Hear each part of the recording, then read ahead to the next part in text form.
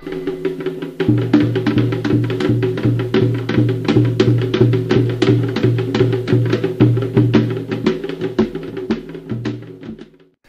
a todos e a todas, sou o Ganja Sanã, um dos coordenadores aqui do Grupo de Estudos Braulio Goffman, e dando prosseguimento à nossa participação nas eleições de 2018, estamos aqui com mais um convidado, Babalorixá, nosso amigo, empresário, lutador, dirigente do ICAPRA, Marcelo Fritz, candidato a deputado estadual aqui pelo Rio de Janeiro. Muito obrigado por você ter aceito o nosso convite para a gente ter essa conversa.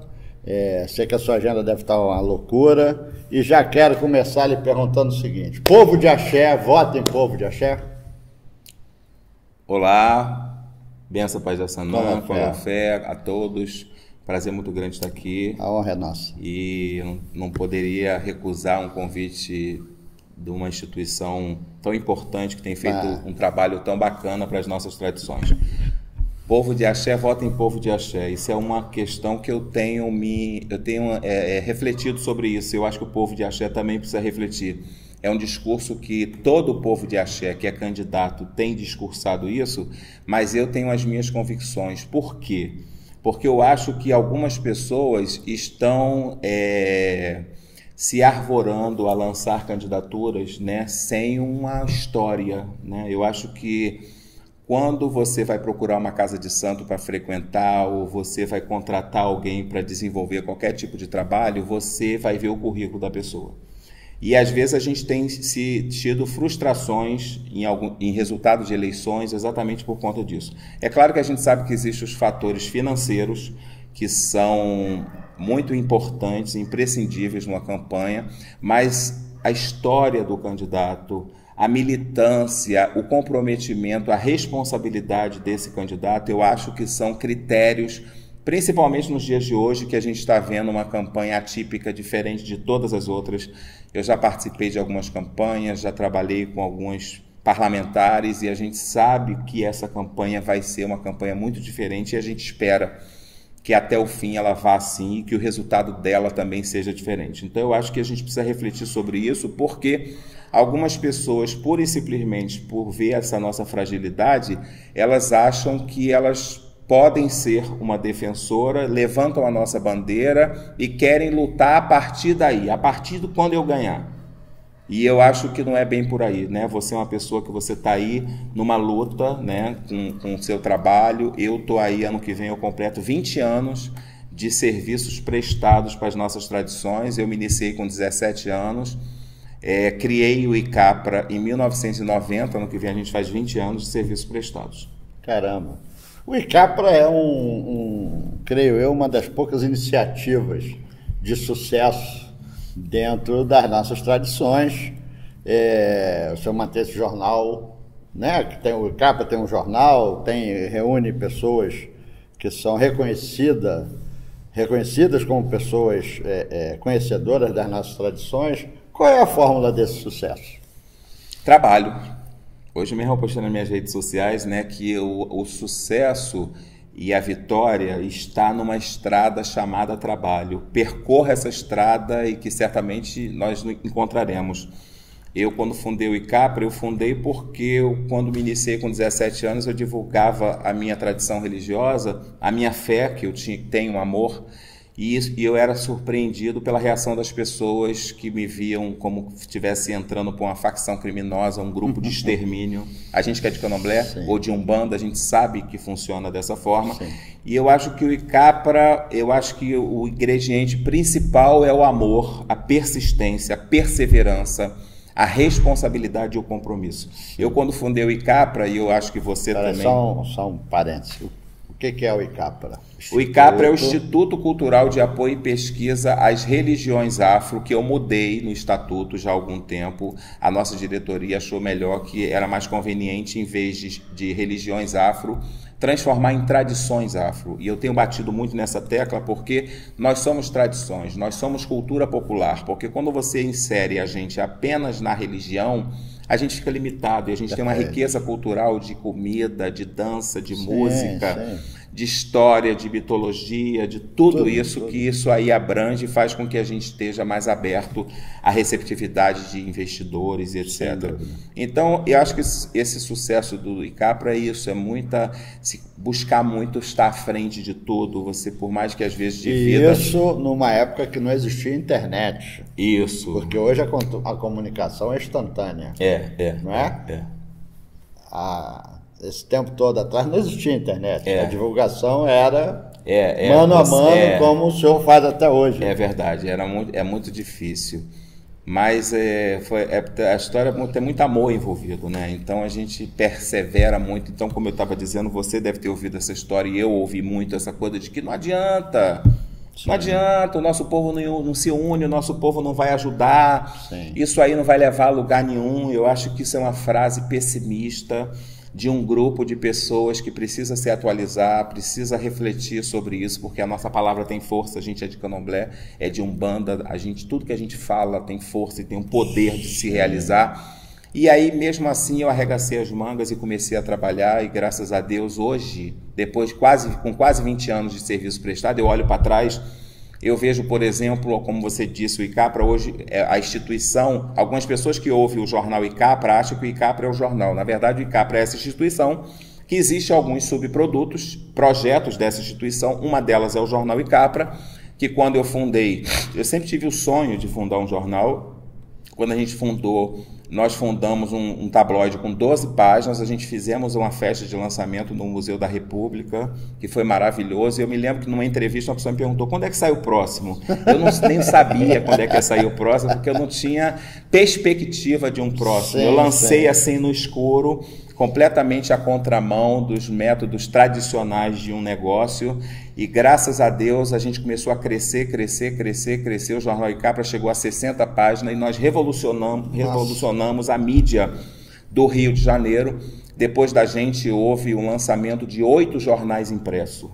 Então, assim, eu ouvi do Adilson de Oxalá, o Bebara, que foi fundador de uma das primeiras lojas do Mercadão de Madureira, uma pessoa que foi vice-presidente do ICAPRA, e quando ele disse para mim assim, eu nunca vi um jornal crescer, eu já vi todos serem fundados, eu nunca vi um jornal crescer com a velocidade que o ICAPRA cresceu e com essa responsabilidade, porque a gente precisa do comercial e a gente tem que tomar cuidado para a gente não ser leviano, né? E às vezes por conta do comercial você colocar que esse é rei disso, o outro é rei daquilo. Eu nunca vendi capa do meu jornal, eu nunca vendi anúncio daquele cara que vai dizer que é filho do diabo ou que vai trazer o marido em 3 horas. A gente sempre teve uma ética, uma linha editorial e um critério que eu acho que esse foi alguns dos ingredientes importantes para que o ICAPRA, o jornal, fosse um sucesso. A gente levou o jornal ICAPRA para São Paulo e hoje a gente circula no Rio, São Paulo, graças a Deus, estamos aí com 40 páginas. O mercado acabou praticamente, né, de mídia impressa. A gente teve muitos desses jornais, a maioria deles faliram,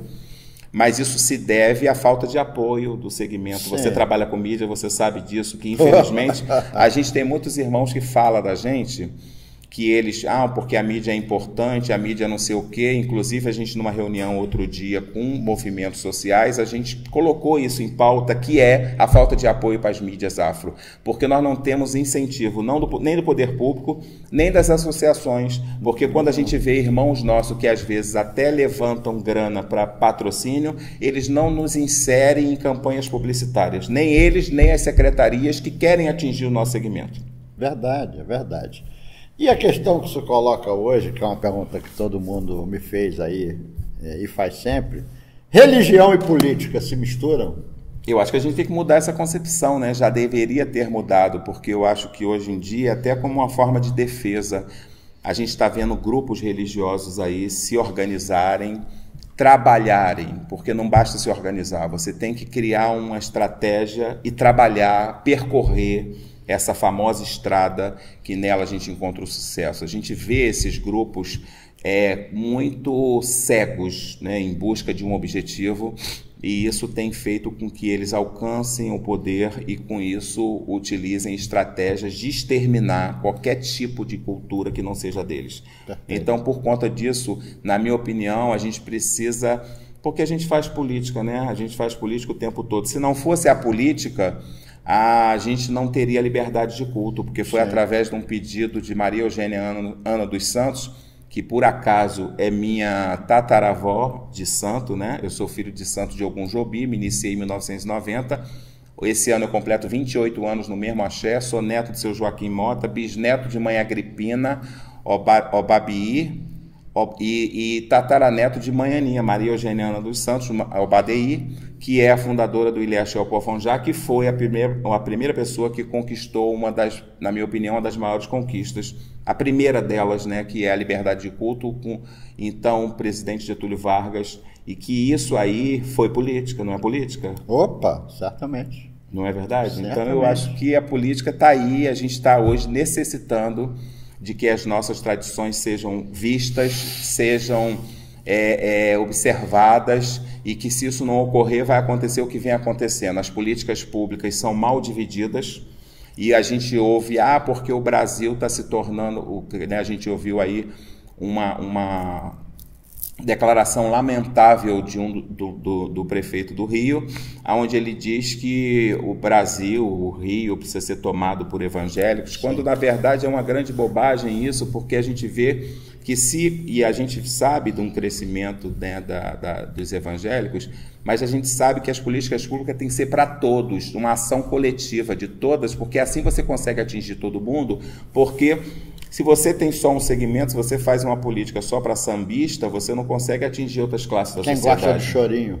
por exemplo. Exatamente. Então eu acho que a gente tem que ter uma visão plural e, na minha opinião, a gente tem que refletir sobre isso. Sem dúvida. E Babalorixá, Marcelo Freitas, candidato a deputado estadual, qual é o projeto?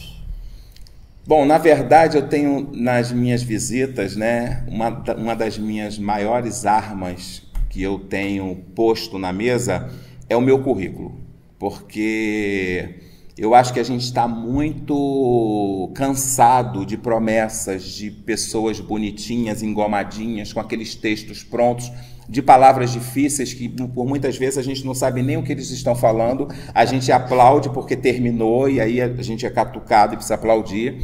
Eu acho que a gente precisa de verdade, de olho no olho, do corpo a corpo, de pessoas que estão presentes, porque o Marcelo não é uma pessoa que ouve falar dos nossos problemas. O Marcelo é uma pessoa que é de axé. O Marcelo é uma pessoa que acompanha os movimentos sociais das nossas tradições.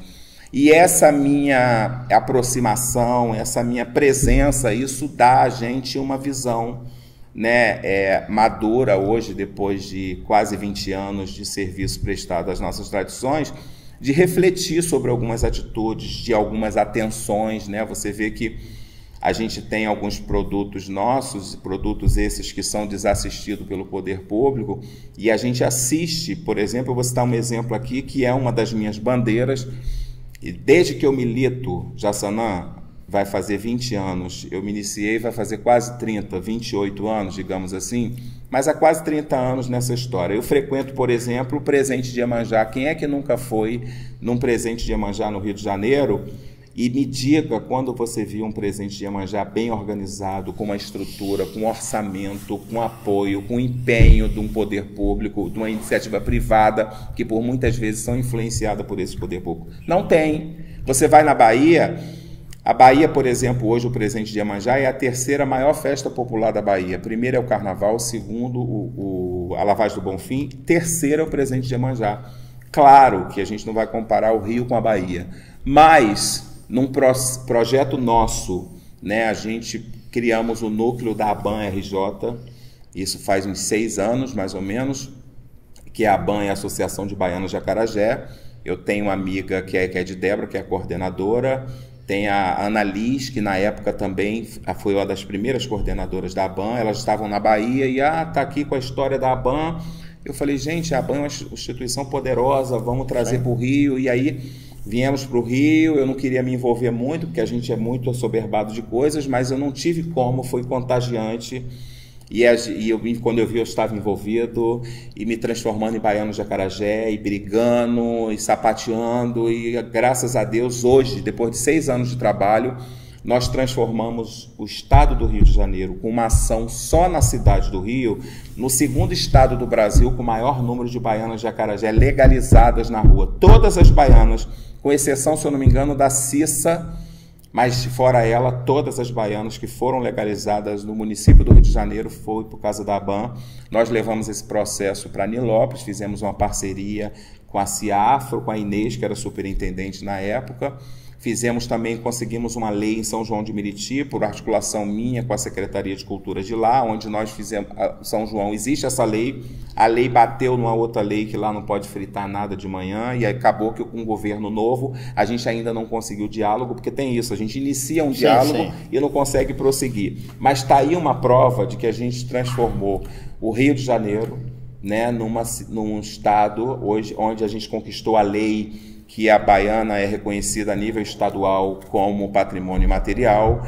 Então, é um exemplo de que é possível. Então, as festas populares no Rio de Janeiro, por exemplo, a gente vê que tem essa deficiência. E é porque o povo não fala mais e a própria grande mídia faz questão de colocar no esquecimento. Mas a grande festa de Iemanjá do Rio de Janeiro, que sempre foi dia 31 de janeiro, sim, que foi quem lotava os hotéis de Copacabana, quem gerou toda essa grandiosidade do Réveillon de Copacabana, foram os terreiros, que faziam suas festas em Copacabana e hoje são proibidos de estar lá. Jaçanã, você me lembrou de uma coisa que eu acho muito importante. Eu sempre ouço essa história. Eu não acompanhei. Eu nasci em 72, então assim, eu não acompanhei essa força do presente de Iemanjá em Copacabana, mas eu estive, por exemplo, aí todo mundo fala, é impossível voltar atrás. Não é, não. Pois é. Aí eu vou para São Paulo, né, nas minhas andanças, e vou para Praia Grande, vou para as praias de São Paulo,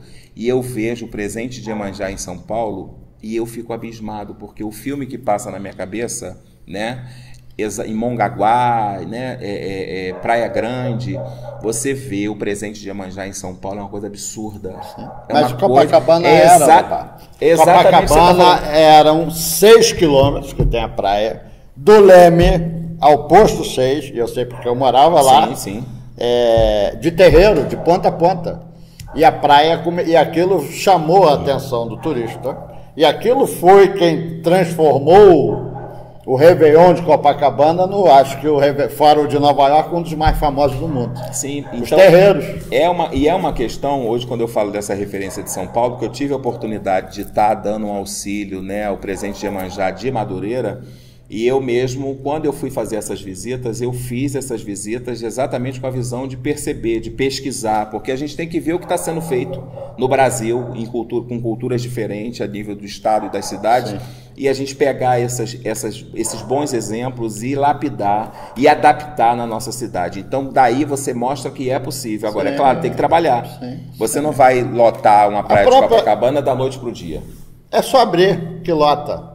Só abrir que lota. E tem também agora o grande desrespeito, a grande desconsideração que tiveram com os afoxés no 2 de fevereiro, dia de Nossa Senhora, afoxé Filho Gigante, Estrela de Oé e tantos outros que foram proibidos de sair, que mudaram o percurso, que transformaram a Praça 15, que era o centro do negócio, em nada, não é? Aquilo virou um grande deserto de almas, aquilo um espaço fabuloso, fantástico, e que hoje não acontece absolutamente nada. Você tocou num ponto que eu acho muito importante, os afoxés do Rio de Janeiro. Eu comecei no movimento de melodias de terreiro, e isso vai fazer 16 anos. Há 16 anos atrás, eu fiz o Fesotério e Capra.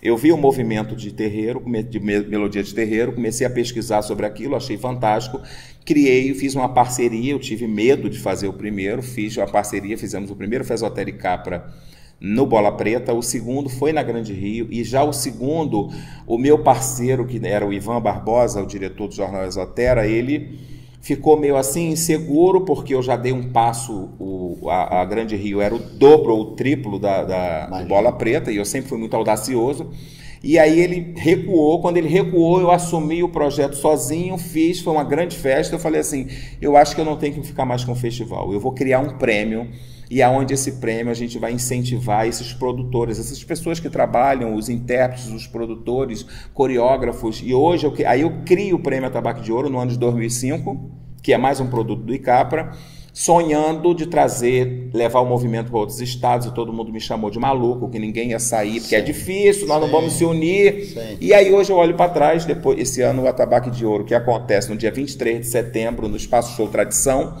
a gente está com 6 estados. Paraná, Mato Grosso, Goiás, Brasília, São Paulo e Rio de Janeiro. E aí quando você vê a festa, você já teve a oportunidade de ver, né?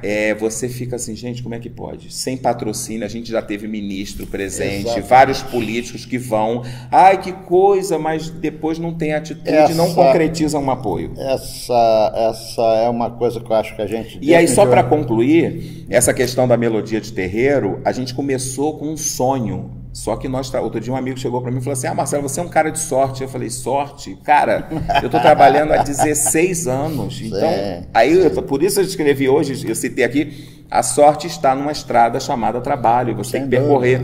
E aí eu falo dessa questão da afoxé. Eu vejo hoje no Rio de Janeiro um movimento surgindo ou ressurgindo de diversos grupos de afoxés e que, da mesma forma, eles não vêm tendo atenção. Eu tenho estudado, porque eu tenho projetos para esse segmento, e é um dos nossos compromissos com relação a essa questão de candidatura, porque os afoxés, eles não têm assistência. Eu admiro muito, eu vejo o Filho de Gandhi, eu vejo raízes... o afoxé Raízes, Estrela de Oiá, o afoxé Filhos da Paz, do Magno, ou seja... Omoifá, tem um monte de gente boa. A gente vê vários... Filhas de Gandhi, a gente vê esses grupos todos e a gente fica olhando, gente, como é que eles conseguem? Sim. É muito difícil, tem que ter muita resistência, muita força de vontade. Então é um dos meus compromissos, ter uma atenção especial com os afoxés, ter uma atenção especial com as festas populares. Mas a minha campanha em si, eu tenho me agarrado muito a esse meu currículo. Eu tenho me agarrado muito a esse poder que a gente tem, e a gente que é de Candomblé, a gente sabe que isso aí, para você realizar, você tem que ter dinheiro, que nós não temos. Mas nós temos uma coisa, que é o Odu. Isso aí não tem como não dizer. A gente tem um Odu de realizar, a gente tem o Odu de ser desbravador, a gente tem o Odu de chegar, arregaçar as mangas, trabalhar e realizar. A gente tem um histórico, eu não estou falando... Porque quando eu criei o ICAPRA há quase 20 anos atrás, você não sabia o que ia acontecer. Hoje eu tenho alguns subprodutos e algumas ações, como você está dizendo, que chegaram ao sucesso e que, se hoje, por acaso, acabarem, eu tenho uma história, eu tenho uma trajetória aqui, entendeu? Babá, nosso tempo já se esgotou, mas a conversa sempre é produtiva, é instigante, é estimulante. Mas quero, de novo, mais uma vez, agradecer seu empenho, a sua boa vontade de atender nosso convite, e que o senhor diga aí para os nossos ouvintes, as pessoas que nos acompanham, por que votar em Marcelo Fritz? Votar em Marcelo Fritz porque Marcelo Fritz representa o novo na política. Embora a gente tenha 20 anos, praticamente, de serviço prestado para as nossas comunidades, de amor, de fé, de realizações, eu acho que hoje o Marcelo Fritz é um candidato que adquiriu ao longo desses 20 anos de trabalho experiência, demonstrou compromisso, demonstrou responsabilidade, demonstrou ser uma pessoa desbravadora, uma pessoa realizadora. E eu acho que isso é o nosso maior trunfo para que a gente possa brigar. A gente não tem dinheiro, a gente tem um grupo de muitas pessoas que têm sido voluntárias na nossa campanha, mas a gente tem aí nas redes sociais, e nós temos, graças a Deus, testemunhos vivos, né, de pessoas que acompanharam os nossos projetos. A gente tem pessoas a gente tem muitos sonhos de poder realizar determinadas coisas. Eu, graças a Deus, eu hoje me sinto uma pessoa... Não vou dizer realizada, mas eu me sinto com a certeza de que eu estou no caminho certo, porque quando eu olho para trás, como eu disse aqui, eu vejo tantas coisas que a gente conseguiu realizar, e essas coisas hoje me dão muita força, porque eu vejo que eu estou no caminho certo. Aquelas pessoas que diziam que não adiantava, eu vejo que elas estavam erradas. Então eu quero me agarrar a você, que são pessoas que são otimistas, que acreditam, esse pessoal, os jovens, né, que estão nos terreiros, as crianças, e até essas pessoas que já têm mais idade, que têm maturidade para entender que a gente não vai viver de discurso. Existem muitas pessoas aí que falam, que nos representam, que tem esses discursos que estão aí há décadas, pregando os mesmos discursos, mas não tem a mudança, não tem essa participação. Você vê o meu Prêmio Atabaque de Ouro, que é um evento que está aí há 14 anos e que eu nunca tive apoio de nenhum político, né? O despertar o interesse a gente consegue levar, mas eles não concretizam. E outros projetos nossos, o próprio Jornal Icapra, o Parabéns Umbanda, que foi um evento que a gente, quando deu o pontapé inicial no centenário da Umbanda, eu me lembro que as pessoas falaram, você não pode fazer porque tem instituições mais antigas, com 20, com 30, 40 anos na sua frente, e a gente viu que a gente não tinha talvez o tempo, mas a gente tinha a responsabilidade de fazer. E essa responsabilidade fez com que a gente realizasse não só essas coisas, mas que nos desse hoje a coragem de falar de um assunto hoje que poucas pessoas querem falar, que é a questão política, como eu ouvi outro dia um amigo meu que disse, eu não vou votar, eu não quero votar, eu vou votar no 0000. E aí eu chamei ele no inbox e conversei com ele, eu falei, meu amigo, não faça isso, porque você é um formador de opinião, a gente precisa arregaçar as mangas e trabalhar, é muito fácil jogar para o alto, é muito fácil jogar a carapuça em outro e achando que ele tem que resolver um problema que não é de ninguém, esse problema é nosso, e eu quero convidar você para me ajudar, para estar comigo nessa corrente,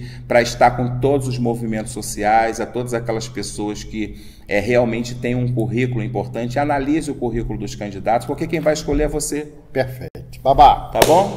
Muito obrigado. Oxómian mesmo que nos cobra. Eu quero agradecer a você essa oportunidade. Imagina. A gente nem sempre está junto, mas eu quero aproveitar essa oportunidade, declarar aqui o meu carinho por você, pelo seu trabalho e dizer que o Icapra está aí na medida do possível para estar junto. Eu nunca tive a oportunidade de dizer, mas eu lhe admiro muito, porque eu sei que o senhor é um batalhador. Com certeza. A gente que é guerreiro, a gente identifica o outro. Muito obrigado, Babá. Obrigado. Boa sorte. Que o Xangô e o Oxaguian lhe dê. Axé. Uma boa jornada aí nesse trabalho. Axé. Tá? Parabéns.